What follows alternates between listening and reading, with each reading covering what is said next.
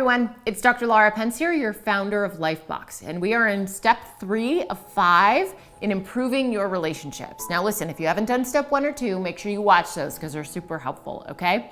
So with each step, I'm pulling a card from LIGHFBOX, reading the intention and the prompt, and then having you do a little deep dive into how it could be helpful for you in improving your relationships. So let's get to it.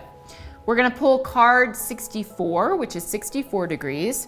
The intention reads, learn what trust means to you. The prompt, define trust.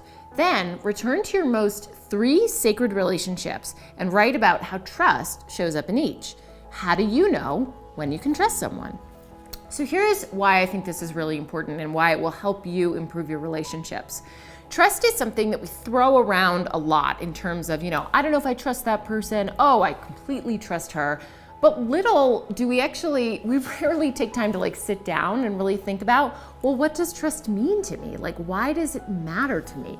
And where does my own definition of trust come from?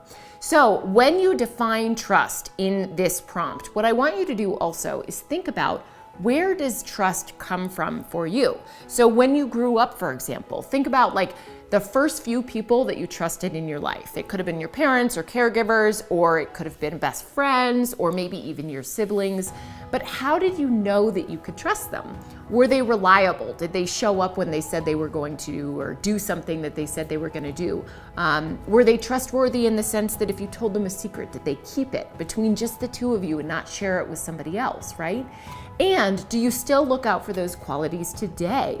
Do you look out for individuals who you find reliable, or who know the deepest parts of you but don't share it with anybody else, okay? So I really want you thinking about sort of that expanded definition of trust in terms of where it came from and how you apply it today as an adult.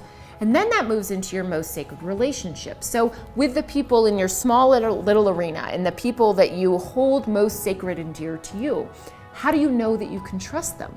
What does that actually look like? And you actually might want to write that down. What are 3 ways that they have showed you that they are trustworthy, okay? Now, here's the important thing. If in these sacred relationships you're finding that trust is a struggle, or if there's somebody very close to you who maybe you don't think you can trust, I really want you thinking about, how can you communicate this to this individual? How can you have a conversation with this individual so that you explore the element of trust and then maybe work on it together and then improve your relationship? Okay, make sure you're heading to our website and checking out what LIGHFBOX is all about. Listen, we've got a box here with 180 cards, and I'm only pulling 5 in this series. So that leaves 175 cards for you to dig deep, to understand yourself better, to make self-awareness your superpower, okay? We've also got an incredible membership available to you where you can connect with other individuals in the community who also are going through this process. You get digital cards delivered to your email every month. You get video lessons from me as well. It's an awesome entry point into the LIGHFBOX process if you're not quite ready yet to take the step of purchasing a box. All right, I'll see you next time for step 4.